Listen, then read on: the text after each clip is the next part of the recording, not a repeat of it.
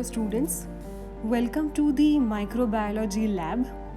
As we all can see, this is the general area of microbiology lab where all the staining related practicals are performed. All the culturing techniques and cultivation of microorganisms are carried out in the interior part of the lab, which you can see we are entering in right now. This is known as aseptic area. Today we are going to talk about cultivation of microorganisms. It can be done by three basic and very simple techniques. First is pour plate method, second is spread plate method, and third is streak plate method. You need to understand we are talking about these three techniques, and in these three techniques the word plate is common, which means we are going to perform these techniques in a petri dish, which will be our plate. As you can see, pour plate method and spread plate method can be performed by two techniques, loop dilution and serial dilution. For our better understanding, we are going to perform pour plate method by loop dilution technique and spread plate method by serial dilution technique. Streak plate we are going to perform with three different techniques: simple streaking, double streaking and multiple streaking, which is ultimately again a dilution technique.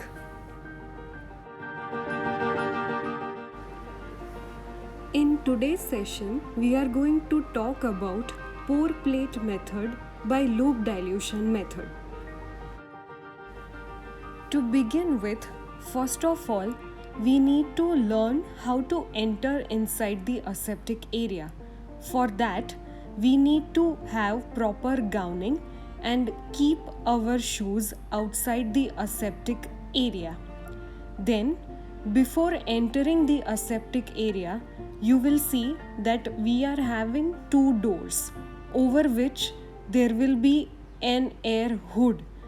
The requirement of an air hood is to have a positive pressure inside the aseptic area so that it reduces the overall chances of contamination in the aseptic lab. While entering inside the lab, try to avoid touching the doors and open the doors with the help of your elbows and foot.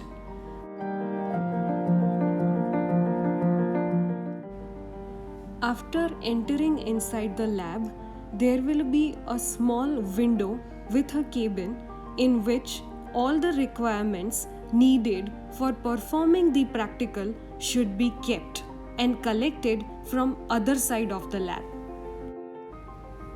Once we collect all the requirements, we are ready for performing the actual practical. Before that, we are now going to talk about how do we sterilize our place for the actual work. Always remember that while performing the practical, you should sit and work and maintain proper distance from the working bench. In the working area, we should have two tiles, then a test tube stand in which culture is placed, which is our master culture, microorganisms. Then on the left hand side, we will be having IPA cotton plugs, and on right hand side, we will be having an waste beaker. On both the sides, we are having burner for sterilization and inoculation.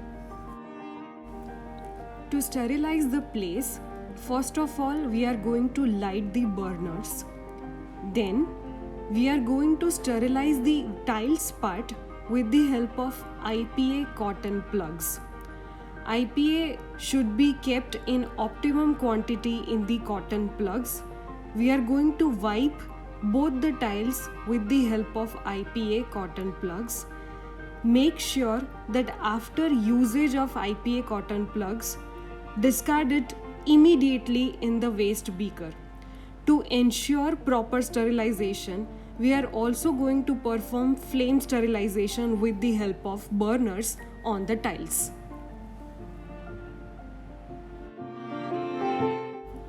For the practical, we will take 3 petri dishes which are wrapped in clean and dry newspaper and sterilized by hot air oven, that is dry heat sterilization.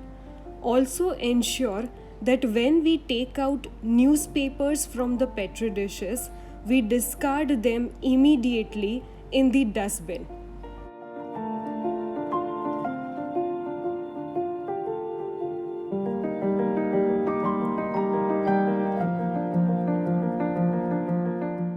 To avoid any kind of confusion, we are now going to label them in capital letters as A, B, and C.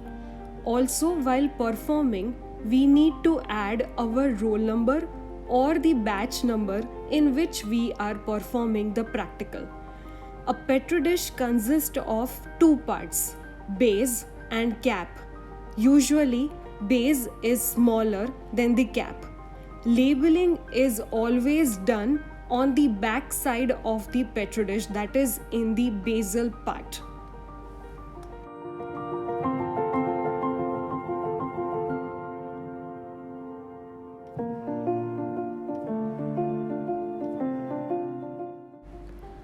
After this, we will now have 3 test tubes in which we will be having autoclaved and liquefied agar. Now, in correspondence to our petri dishes, we will also label the test tubes as A, B, and C. So now we are having one test tube for each petri dish. Agar from test tube A will go in petri dish A, agar from test tube B will go in petri dish B, and agar from test tube C will go in petri dish C.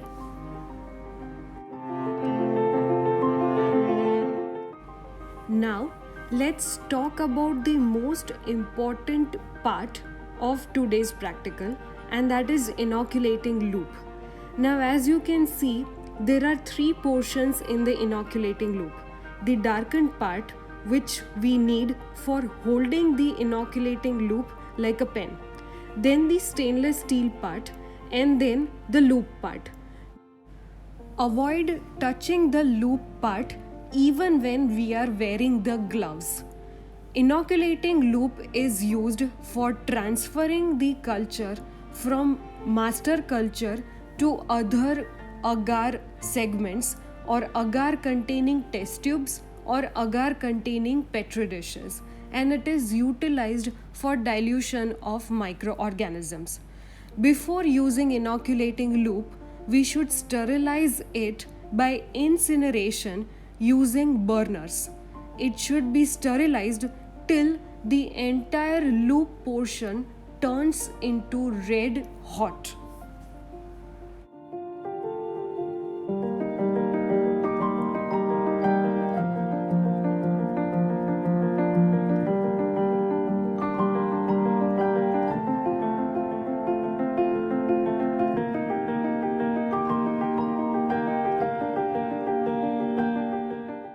Now, for the actual practical, we are going to transfer a loop full of microorganisms from the master culture.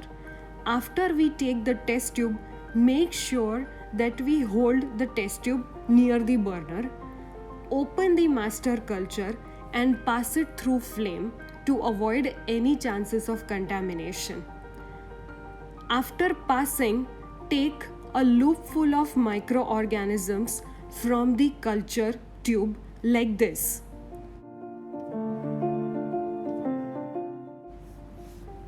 Pass the master culture through the flame again and transfer the loop full of microorganisms to the first test tube, which is labeled as capital A.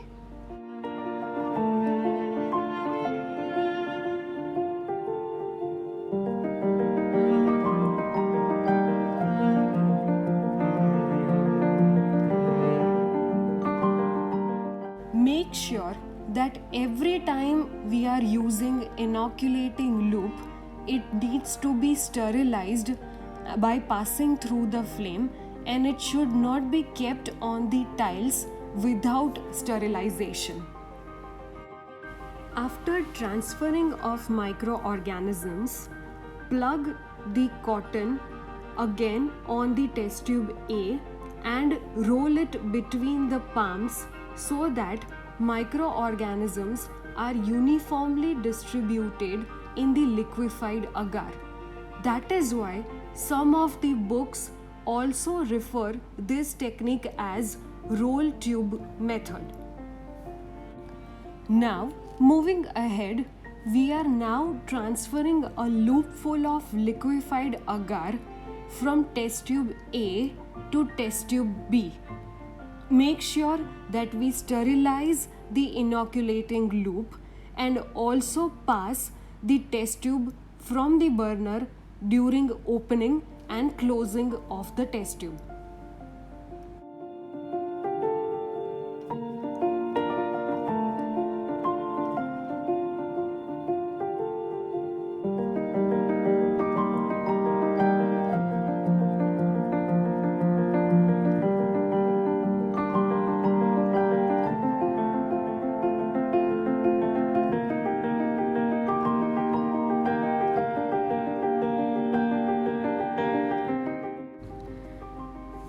Similarly, add a loop full of liquefied agar from test tube B to test tube C. All the other steps will remain the same which we followed while transferring from test tube A to test tube B. As you all can see, we are continuously diluting the number of microorganisms from master culture then to test tubes A, B and C. Now, as the name of the technique suggests, we are going to pour the liquefied agar from the test tubes to the respective petri dishes. That is, agar from test tube A will go in petri dish A and test tube B to petri dish B and test tube C to petri dish C. Once the agar is evenly distributed in the petri dish and solidified, it is incubated at 37 degrees Celsius plus minus 0.5 degrees Celsius for 24 hours. It is then observed for the growth of microorganisms. After 24 hours of incubation, all the three petri dishes are observed for the growth of microorganisms. As you can see, petri dish A will be having highest number of colonies, petri dish B being diluted than the petri dish A will be having medium number of colonies, and petri dish C will be having least number of colonies. A colony is defined by a circle or a round shaped patch in the petri dish which shows same kind of microorganisms.